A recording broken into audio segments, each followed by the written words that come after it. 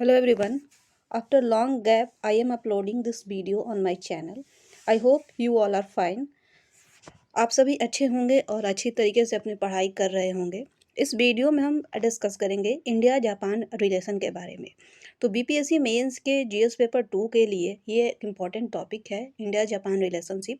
और हाल ही में अभी जापान के जो प्रधानमंत्री हैं फूमियो किशिदा, वो भारत की यात्रा पर आए थे। तो इसी को लेकर ये जो रिलेशन है, इंडो जापान रिलेशन, ये इम्पॉर्टेंट हो जाता है आने वाले बीपीएससी मेंस के एग्ज़ाम के लिए। तो इसमें हम इंडो जापान रिलेशनशिप में किस किस पॉइंट्स को, अगर इससे रिलेटेड क्वेश्चन आता है तो किन किन पॉइंट्स को हम हमें अपने आंसर में कर सकते हैं, किन किन पॉइंट को लिख सकते हैं जिससे कि अच्छे मार्क्स मिलेंगे। तो इन्हीं सब को हमें डिस्कस करेंगे इस वीडियो में। तो सबसे पहले देख लेते हैं कि न्यूज क्या था। तो अभी हाल ही में जापान के जो प्रधानमंत्री थे फूमियो किशिदा, ये भारत की यात्रा पर आए थे और इनका मीटिंग भारत के प्रधानमंत्री नरेंद्र मोदी के साथ हुआ। कहाँ पे? तो हैदराबाद हाउस में 20 मार्च 2023 को न्यू दिल्ली में। इस मीटिंग के दौरान फूमियो किशिदा ने क्या किया है, तो इंडियन पीएम को G7 की जो मीटिंग होने वाली है अभी मई 2023 में, G7 की मीटिंग होगी जापान के हिरोशिमा शहर में। तो वहाँ पे इंडियन प्राइम मिनिस्टर को जापानीज प्राइम मिनिस्टर ने इनवाइट किया है उसमें पार्टिसिपेट करने के लिए। तो आइए डिस्कस करते हैं इससे रिलेटेड कुछ इंडो जापान रिलेशन से रिलेटेड इंपॉर्टेंट पॉइंट्स। तो ये आंसर में आप इस तरह के फिगर को दिखा सकते हैं, कहीं भी अपने आंसर में इस तरह के फिगर इंडिया और जापान के इस फिगर को थोड़ा सा बना देंगे तो ये आपका 1-2 मार्क्स इंक्रीज करने में हेल्प करेगा। तो सबसे पहले आते हैं इंडिया जापान रिलेशन के बारे में। किसी भी आंसर को लिखने से पहले सभी से आपने सुना होगा कि एक कोट से स्टार्ट करना चाहिए। तो यहाँ पे मैंने 2 तरह के कोट्स लिए हैं जिसमें कि सबसे पहले पीएम नरेंद्र मोदी के द्वारा क्या कहा गया है। तो अभी हाल ही में 2022 में इंडिया जापान का जो रिलेशन है इसने 70 साल पूरे किए और उसी के उपलक्ष्य में पिछले साल भी ये टॉपिक काफ़ी इम्पोर्टेंट था और इस साल भी 68th बीपीएससी के लिए मेंस के लिए या 69th बीपीएससी मेंस के लिए ये इम्पोर्टेंट टॉपिक है। तो 70 साल पूरे हुए थे 2022 में और अभी 2023 में जापान के प्रधानमंत्री जो है वो भारत की यात्रा पर आए हैं। तो यहाँ पे नरेंद्र मोदी के द्वारा क्या कहा गया था, हमारे प्रधानमंत्री पीएम नरेंद्र मोदी के द्वारा कहा गया है कि I believe until and unless India and Japan have a strong relation Asia can never develop. यानी कि पीएम नरेंद्र मोदी ने कहा है कि जब तक भारत और जापान का संबंध है अच्छा नहीं रहेगा तब तक एशिया का विकास नहीं हो सकता है। और ये फॉर्मर पीएम ऑफ जापान के द्वारा जो दूसरा कोट है ये कहा गया है, it would not be a surprise if in coming years Japan India relation overtake Japan US and Japan China relation. ये former PM of Japan Shinzo Abe के द्वारा कहा गया है कि इसमें कोई आश्चर्य वाली बात नहीं होगी कि आने वाले सालों में भारत और जापान का जो रिलेशन है, संबंध है, ये जापान यूएस के संबंध को या जापान चाइना के जो संबंध है इससे भी आगे निकल जाएगा। अब आते हैं इसके कुछ हिस्ट्री से स्टार्ट करते हैं कि जापान और भारत का इतिहास किस तरीके से है, किस तरह से इनके रिलेशन है शुरू से ही, इतिहास से ही। तो friendship between India and Japan has a long rooted history in spiritual affinity and strong cultural and civilisational ties. यानी कि भारत और जापान का जो देखा जाए तो लॉन्ग हिस्ट्री है जिसमें कि स्पिरिचुअल एफिनिटी से लेकर स्ट्रॉन्ग कल्चरल टाइज, ये सब कुछ इसमें भारत और जापान के संबंध में है। India's earliest documented direct contact with Japan was with the Todaiji temple in Nara, where the consecration or eye-opening of the towering statue of Lord Buddha was performed by an Indian monk Bodhishen in 1752 AD। यानी कि Japan के नारा में तोदाईजी temple जो है ये किसके द्वारा इसकी स्थापना की गई थी, तो लॉर्ड बुद्धा की ये स्टैचू है जिससे कि एक इंडियन मोक बोधिसेन के द्वारा 752 एडी में वहाँ पर स्थापित किया गया था। In Tokyo at Renkoji temple Netaji Subhash Chandra Bose statue is established and his remains are kept there. और जापान के टोक्यो शहर में जहाँ की रेनकोजी मंदिर है वहाँ पे नेताजी सुभाष चंद्र बोस का स्टैचू के उनकी मूर्ति की स्थापना की गई है और उनके जो भी अवशेष हैं वहाँ पे रखे गए हैं। In contemporary times, among prominent Indians associated with Japan were Swami Vivekanand, Gurudev Rabindranath Tagore, J.R.D. Tata and Judge Radha Binod Pal. तो अगर इस समय कंटेम्प्रेरी समय में देखें तो कुछ प्रोमिनेंट इंडियंस जो कि जापान के साथ संबंधित है, ये कुछ नाम हैं उनके: स्वामी विवेकानंद, रविन्द्रनाथ टैगोर, J.R.D. टाटा और जज राधा विनोद पाल। तो ये कुछ हिस्ट्री है जापान और भारत के रिलेशन को लेकर, किस तरह से इतिहास से भारत और जापान के जो रिश्ते हैं वो चलते आ रहे हैं। The Japan India Association was set up in 1903 and is the oldest international friendship body in Japan. तो जापान इंडिया एसोसिएशन की स्थापना कब हुई थी? 1903 में, और ये ओल्डेस्ट इंटरनेशनल फ्रेंडशिप बॉडी है जापान में। Today India is the largest democracy in Asia and Japan the most prosperous. तो भारत अगर देखा जाए आज के समय में तो सबसे बड़ा डेमोक्रेसी है पूरे एशिया में, और वहीं दूसरी तरफ जापान जो है वो सबसे ज़्यादा समृद्धशाली देश है। देखा जाए अब यहाँ पे हम एक तरीके से और कुछ लिख सकते हैं अपने आंसर को इन्हेंस करने के लिए कि it is almost first time in global history that Indian prime minister Narendra Modi visited Japan to attend funeral of the former PM of Japan Shinzo Abe, which in itself clarifies the most important ties between these two countries। यानी कि अगर देखा जाए global इतिहास में, वैश्विक इतिहास में ऐसा पहली बार हुआ कि भारत के प्रधानमंत्री नरेंद्र मोदी ने फॉर्मर पीएम ऑफ जापान, अगर देखा जाए ऐसे तो जनरल में क्या होता है कि अभी किसी देश के कोई प्राइम मिनिस्टर या प्रेसिडेंट है, उनकी डेथ हो जाती है, तो अभी प्रेजेंट के जो प्राइम मिनिस्टर है या प्रेसिडेंट है उनको बुलाया जाता है या वो वहाँ पे उनके फ्यूनरल को अटेंड करने जाते हैं। लेकिन यहाँ पे जापान और भारत की इतनी अच्छी टाइज है, इतनी अच्छी रिलेशन है कि यहाँ पे फॉर्मर जो पीएम है उनकी डेथ पे भारत के प्रधानमंत्री गए थे उनके अंतिम यात्रा में या उनके फ्यूनरल में अटेंड करने के लिए। Covering economic power and human capital in the 17 years, these ties have grown to become one of the Asia's most significant bilateral ties। यानी कि इन 17 सालों में ये दोनों जो देश हैं ये एशिया के one of the most significant bilateral ties बनकर उभरे हैं। नेक्स्ट है India Japan diplomatic relation started back in 1952। 1952 में इंडिया जापान का जो डिप्लोमेटिक रिलेशन है ये स्टार्ट हुआ था। The relation between the two countries were hit after India carried out a nuclear test in 1998। 1952 में ये संबंध की शुरुआत तो हुई थी, लेकिन 1998 में जब भारत के द्वारा न्यूक्लियर टेस्ट किया गया था तो उस समय इन दोनों देशों के बीच के जो संबंध थे उसमें कुछ दरारें आ गई थी। Japan, along with other countries, had imposed 2 years of sanctions 1998 to 2000। यानी कि जापान के साथ कुछ और देशों ने मिलकर भारत पे सैंक्शन लगा दिए थे 1998 से लेकर 2000 तक में। The Japan-India Global Partnership was launched in 2001 and the bilateral relation between these two countries touched new heights। यानी कि फिर से इन दोनों देशों के बीच ग्लोबल पार्टनरशिप 2001 में फिर से स्थापित हुई, और ये जो है दोनों देश के जो संबंध हैं ये फिर से नई नई ऊंचाइयां छूने के लिए तैयार हो गए। अब आते हैं इंडो पैसिफिक क्वाड। ये आपने बहुत बार क्वाड क्वाड सुना होगा, हर जगह आपको ये पढ़ने को न्यूज़ में या क्वेश्चन भी कई बार इससे रिलेटेड पूछे जाते हैं। तो ये क्वाड कहाँ से स्टार्ट हुआ था, क्वाड की शुरुआत किसने स्टार्ट की थी, कहाँ से ये क्वाड शब्द आया? तो इन 2006-7 when Shinzo Abe became the prime minister of Japan for the first time, यानी कि 2006-7 में शिंजो आबे जो थे ये पहली बार जब जापान के प्रधानमंत्री बने तो वो भारत आए थे, भारत की यात्रा पर आए थे और उन्होंने पार्लियामेंट को एड्रेस भी किया था।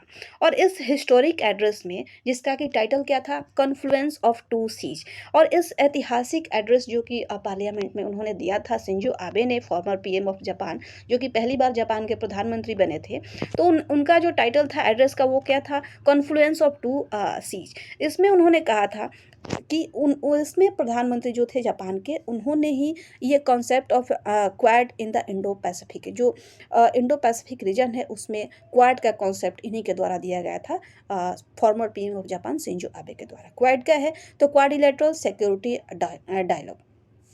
In fact, under his leadership, the concept of Indo-Pacific and Quad was introduced। यानी कि उन्हीं के नेतृत्व में इंडो पैसिफिक और क्वाड जो था ये इसका कॉन्सेप्ट जो था वो शुरू हुआ था।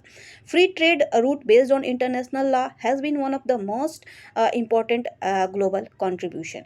यानी कि इंटरनेशनल लॉ पे आधारित जो फ्री ट्रेड रूट हैं इनका एक इम्पॉर्टेंट ग्लोबल कंट्रीब्यूशन कहा जा सकता है शिंजो आबे के नेतृत्व के अंतर्गत। अब जापान इंडिया रिलेशनशिप को हम कई सारे पॉइंट्स में लिख सकते हैं। इसको आप अलग अलग सोशल, इकोनॉमिक, पॉलिटिकल इस तरह से भी अलग अलग सेपरेट करके लिख सकते हैं पॉइंट वाइज, या इस तरह से आप डायग्राम में कौन कौन जो है किस किस क्षेत्र में भारत और जापान का संबंध है, ये सारे आप दिखा सकते हैं। तो सबसे पहले JAXA rare earth. JAXA rare earth, यहाँ पे हम इस सब के बारे में पॉइंट वाइज अलग अलग समझेंगे क्या क्या है इसके अंतर्गत। Asia Africa growth corridor, technology development में सिस्टर सिटीज़ की स्थापना की गई है। डायस्पोरा जो हमारे पॉपुलेशन जो जापान में रहती है उससे रिलेटेड। एक्ट ईस्ट पॉलिसी क्या है, इंडिया और क्वाड का क्या रिलेशन है।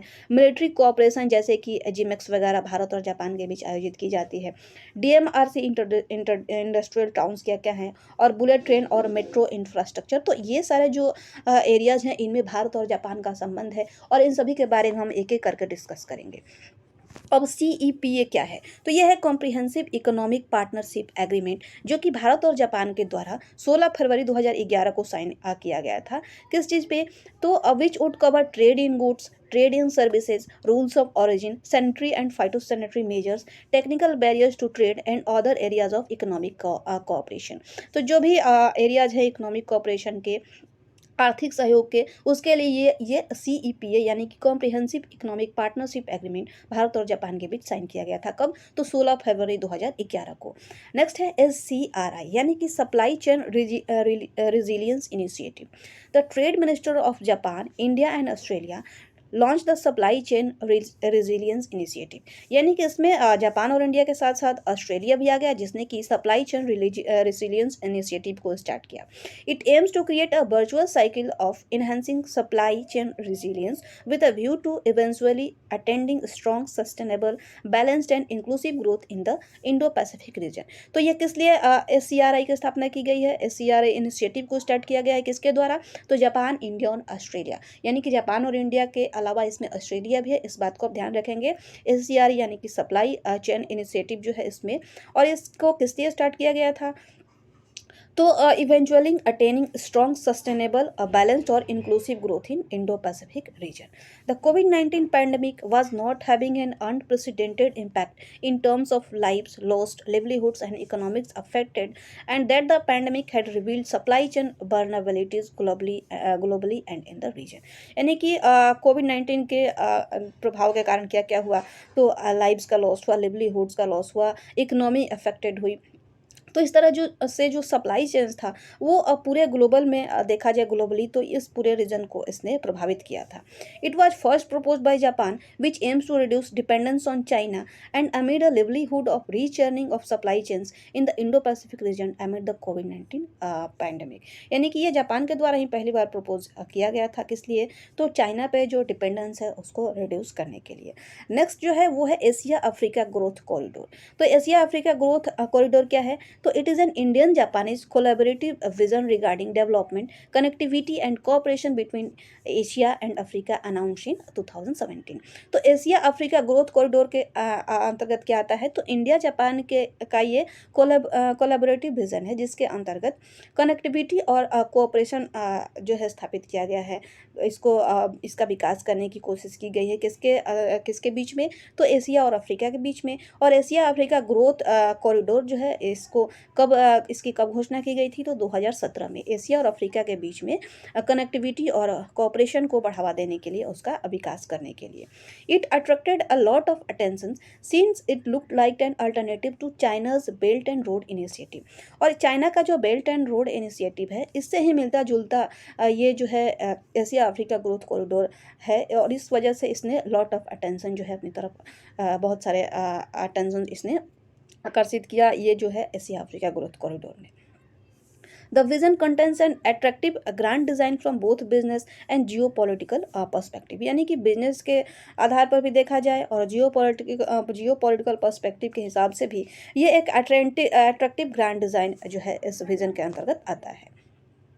द ASCG यानी कि Asia Africa growth corridor will give priority to development projects in health and pharmaceuticals, agriculture and agro processing, disaster management and skill enhancement. यानी कि ये जो है एशिया अफ्रीका ग्रोथ कॉरिडोर ये किन किन चीज़ों में विकास करेगा, मदद करेगा, तो हेल्थ सेक्टर में, फार्मास्यूटिकल्स में, एग्रीकल्चर में और एग्रो प्रोसेसिंग और डिजास्टर मैनेजमेंट और साथ ही साथ स्किल इन्हांसमेंट में। किसके किसके बीच में हमने बताया, तो एशिया और अफ्रीका के बीच में। और ये किससे सिमिलर दिखता है, तो चाइना का जो one belt one road initiative है उससे ये सिमिलर दिखता है। इस वजह से इसे काफ़ी अट्रैक्शन भी मिला ग्लोबली। द ASGC यानी कि Asia Africa growth corridor raised on 4 different pillars. तो ये 4 डिफरेंट पिलर्स पे, इस 4 डिफरेंट अलग अलग स्तंभों पे इसे रेज किया गया। क्या क्या है वो, तो development and cooperation projects, quality infrastructure and institutional connectivity, enhancing capacities and skills और पीपल टू पीपल पार्टनरशिप। तो इन 4 स्तंभों पर जो है ये एशिया अफ्रीका ग्रोथ कॉरिडोर जो है इसको स्टार्ट किया गया है। अब देखते हैं इंफ्रास्ट्रक्चर में। तो इंफ्रास्ट्रक्चर में भारत और जापान के बीच क्या क्या संबंध है, भारत और जापान के बीच कौन कौन सी योजनाएं चलाई जा रही है, इसके बारे में देखते हैं। तो Mumbai Ahmedabad bullet train project, तो सितंबर 2017 में पीएम मोदी और उनके जापानीज काउंटर पार्ट इन्होंने क्या किया, तो officially inaugurated the 508 kilometre long Mumbai Ahmedabad bullet train project. तो इसका जो कॉस्ट था वो कितना था, $12 बिलियन। और ये कहाँ बनेगा, तो इंडिया में विथ जापानीज शिंकानसेन टेक्नोलॉजी। यानी कि 508 किलोमीटर लंबा ये Mumbai Ahmedabad bullet train project जो है ये जापान के द्वारा यहाँ पे भारत में बनाया जा रहा है। जापान की कौन सी टेक्नोलॉजी इसमें यूज की जाएगी, तो शिंकानसेन टेक्नोलॉजी, जापानी शिंकानसेन टेक्नोलॉजी के अंतर्गत ये भारत में बनाया जाएगा। और इसका कॉस्ट अगर देखा जाए कितना खर्चा है इसमें, तो $12 बिलियन का। नेक्स्ट है DMRC यानी कि दिल्ली मेट्रो रेल कॉरिडोर। इसने क्या किया है, तो Delhi metro rail corridor has bagged an award from the Japan society of civil engineers. यानी कि जो भारत का दिल्ली मेट्रो रेल कॉरिडोर है इसने जापान की सोसाइटी ऑफ सिविल इंजीनियर्स के से इसने अवार्ड पाया है। किस लिए, तो it's high quality infrastructure development projects, it is built with the collaboration of Japan. और दिल्ली मेट्रो रेल कॉरिडोर भी जापान के सहायता से बनाया गया है भारत में, और जापान की सोसाइटी ऑफ सिविल इंजीनियर्स के द्वारा इसे अवार्ड भी मिला है क्वालिटी इंफ्रास्ट्रक्चर के लिए, प्रोजेक्ट डेवलपमेंट के लिए। यहाँ पे अवार्ड भी दिल्ली मेट्रो रेल कॉरिडोर को दिया गया है। नेक्स्ट है JIT यानी कि जापानीज इंडस्ट्रियल टाउन्स। तो there are 114 Japanese companies across the JITs। यानी कि जापानीज इंडस्ट्रियल टाउन्स के अंतर्गत 114 जापानीज कंपनीज हैं।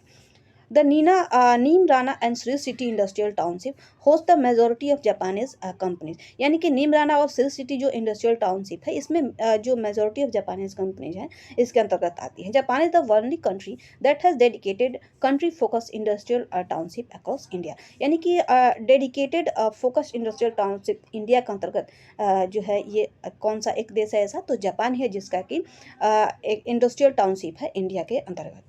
नेक्स्ट है G4 UNSC मेंबरशिप। यानी कि G4 के अंतर्गत क्या आता है, तो ये है एक ग्रुपिंग किसका, तो ब्राज़ील, जर्मनी, इंडिया और जापान का।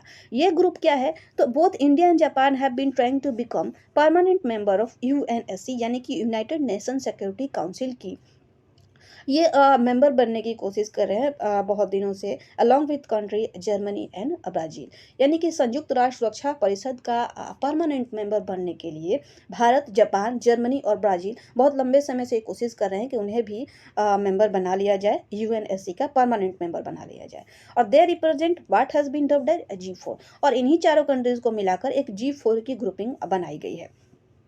The G4 countries are supporting each other's bids for permanent membership of the UNSC। यानी कि ये एक दूसरे का सहयोग करते हैं कि किसी भी तरह से इन्हें G4 का परमानेंट मेंबरशिप मिल जाए।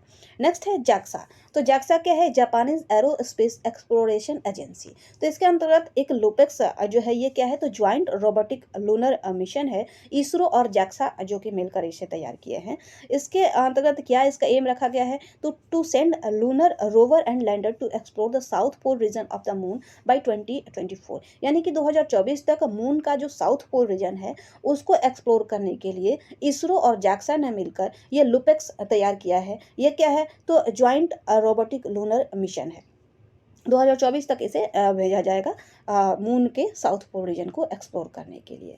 इसरो विल प्रोवाइड लैंडर, यानी कि इसरो इस मिशन को क्या प्रोवाइड करेगा, लुपेक्स को, तो लैंडर। और जैक्सा क्या प्रोवाइड करेगा, तो H3 लॉन्च व्हीकल और रोवर, ये जैक्सा के द्वारा प्रोवाइड किया जाएगा। नेक्स्ट टॉपिक है वो है रेयर अर्थ मेटल्स का। तो रेयर अर्थ मेटल्स का जो सबसे ज़्यादा प्रोड्यूसर देखा जाए तो वो है चाइना, और इसके लिए इंडिया और चाइना मिलकर ये ज्वाइन हैंड्स, यानी कि both India and China have join hands to challenge China's rare earth monopoly. यानी कि चाइना का जो रेयर अर्थ मोनोपोली है वर्ल्ड में, कि सबसे ज़्यादा प्रोड्यूसर है रेयर अर्थ का चाइना, और इसको ही काउंटर करने के लिए रेयर अर्थ मोनोपोली है जो चाइना में, उसको कम करने के लिए भारत और जापान जो है इन्होंने जॉइन हैंड्स किया है। China presently control almost 97% of the world's rare earth metal market and has developed a monopolistic hold on it. Japan is the world's largest importer of rare earth metal while India is the second largest producer of rare earth metals after China। यानी कि China जो है ये लगभग 97% rare earth metal का producer है, और इस तरह से इसने क्या किया है कि पूरे वर्ल्ड के मार्केट में एक तरह से मोनोपोली हासिल कर लिया है। और जापान क्या है, तो ये वर्ल्ड लार्जेस्ट इंपोर्टर है रेयर अर्थ मेटल्स का। रेयर अर्थ मेटल का सबसे ज़्यादा आयातक कौन है, जापान है। और भारत का स्थान क्या है, दूसरा है प्रोड्यूस करने में रेयर अर्थ मेटल्स चाइना के बाद। तो इस तरह से सबसे ज़्यादा ज़रूरत है जापान को, और भारत जो है दूसरा सबसे बड़ा प्रोड्यूसर है रेयर अर्थ मेटल्स का। तो इस तरह से इन दोनों ने अपने आप में कोलैबोरेट किया है कि किस तरह से करके चाइना का जो मोनोपोली है उसको ख़त्म किया जा सके।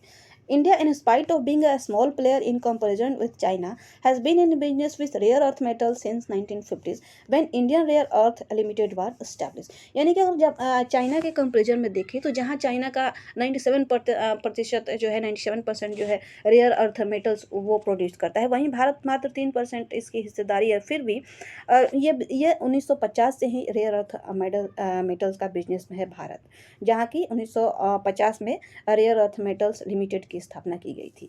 The recent agreement between China and Japan on rare earth metals could also be viewed as a continuation of their existing relationship in the field of rare earth elements। अब आते हैं मिलिट्री एक्सरसाइज जो कि भारत और Japan के बीच की जाती हैं। पहला है JIMEX. JIMEX series of exercise begin in 2012 with a special focus on maritime security cooperation between India and Japan। तो मैरीटाइम सिक्योरिटी कॉपरेशन भारत और जापान के बीच ये मैरीटाइम एक्सरसाइज है, यानी कि ये नेवी के द्वारा ये एक्सरसाइज की जाती है भारत और जापान के बीच, और इसकी शुरुआत 2012 में हुई थी। सिनह्यू मैत्री, तो ये जापान का ज्वाइंट एयर फोर्सेस एक्सरसाइज है, भारत और जापान का ये ज्वाइंट एयर फोर्स एक्सरसाइज है जिसे कि सिनह्यू मैत्री कहा जाता है। धर्म गार्जियन, तो ये इंडो जापान का ज्वाइंट मिलिट्री एक्सरसाइज है जिसे कि 2018 में शुरुआत किया गया था, और this exercise takes place between armies of both countries. तो इस तरह से जिमिक्स नेवी का एक्सरसाइज है, सिनह्यू मैत्री एयर फोर्स एक्सरसाइज, और धर्म गार्जियन ये मिलिट्री एक्सरसाइज है भारत और जापान के बीच।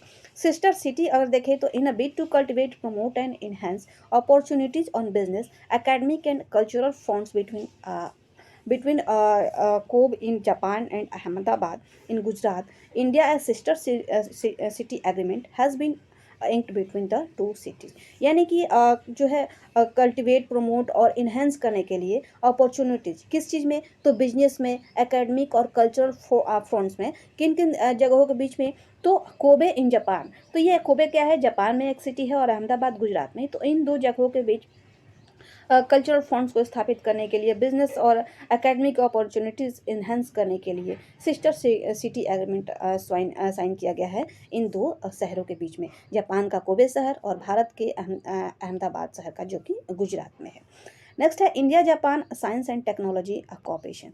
तो year 2022 marks 17 years of diplomatic relation between India and Japan which is one of the major highlights of their bilateral ties. यानी कि 2022 में भारत और जापान के 70 साल पूरे हुए, डिप्लोमेटिक रिलेशन के 70 साल पूरे हुए, और इस तरह से एक मेजर हाईलाइट्स है इन दोनों के द्विपक्षीय संबंधों का। India and Japan have established and maintained a peaceful and successful relationship over the past 70 years. यानी कि बीते 70 सालों में भारत और जापान ने एक पीसफुल और सक्सेसफुल रिलेशनशिप जो है ये मेंटेन करके रखा है। In science and technology both governments agreed to establish cooperation in the field of biotechnology, information and communication technology. These two countries are also deepening cooperation in defense and space sector। तो science और technology के क्षेत्र में, biotechnology के क्षेत्र में, communication technology के क्षेत्र में, साथ ही स्पेस और डिफेंस सेक्टर्स में भी ये दोनों देश जो हैं अच्छे से एग्रीमेंट्स को साइन किया गया दोनों देशों के बीच, और अपने संबंध को ये स्थापित कर रहे हैं। नेक्स्ट है इंडियन डायस्पोरा इन जापान। तो approximately 38,000 Indians live in Japan. Nishikai area in Tokyo is emerging as a mini India. यानी कि लगभग 38,000 इंडियंस जो है वो जापान में रहते हैं, भारत के। और जो निशिकाई एरिया है टोक्यो का, ये एक तरह से एक मिनी इंडिया बनकर उभर रहा है। Their growing numbers had promoted the opening of 3 Indian schools in Tokyo and Yokohama. यानी कि इतना उनका नंबर बढ़ रहा है इस सिटी में, निशिकाई में, कि इसे एक मिनी इंडिया के तौर पर देखा जा रहा है। और वहाँ पर 3 भारतीय स्कूल भी खुले गए हैं टोक्यो और योकोहामा में। नेक्स्ट है हेल्थ केयर के क्षेत्र में। तो in the view of similarity and synergy between the goal and objectives of India's Ayushman Bharat programme and Japan's Ashwin, both sides have been consulting with each other to identify projects to build the narrative of Ashwin और for Ayushman Bharat. यानी कि Ayushman Bharat programme है भारत का, और Japan का कौन सा programme है, अश्विन। तो इस तरह से दोनों की सिमिलरिटीज और सिनर्जीज और गोल्स और ऑब्जेक्टिव्स को जो है एक साथ करने के लिए ये अश्विन और आयुष्मान भारत जो है एक साथ आपस में कंसल्ट कर रहे हैं। स्किल डेवलपमेंट के क्षेत्र में अगर देखें तो under the MOC signed in 2016 to train 30,000 shop floor leaders, Japanese companies have established 12 Japan India Institutes of Manufacturing in India and 4 Japanese endowed courses in Indian Engineering College। तो skill development के क्षेत्र में भी Japan India institute of manufacturing खोला गया है। 12 ऐसे Japan India institute of manufacturing स्थापित किए गए हैं भारत में, और 4 जापानीज इंडोर्ड कोर्सेज भी है इंडियन इंजीनियरिंग कॉलेज में चलाए जा रहे हैं। तो इस तरह से भारत और जापान के रिलेशनशिप में इन सारे पॉइंट्स को अगर हम अपने आंसर में लिखते हैं तो हमारा आंसर जो है बाकी जो है इस पॉइंट्स को ऐड करने से हमारा मार्क्स जो है इंक्रीज करेगा। इस तरह के पॉइंट्स को हमें अपने आंसर में इनकॉर्पोरेट करना है। तो हमने इस वीडियो में जो भी भारत और जापान से संबंधित जितने भी पॉइंट्स थे, जितने भी एरियाज हैं, उसको कवर करने की कोशिश की है। तो इस वीडियो में बस इतना ही। यहाँ तक वीडियो देखने के लिए आपका धन्यवाद।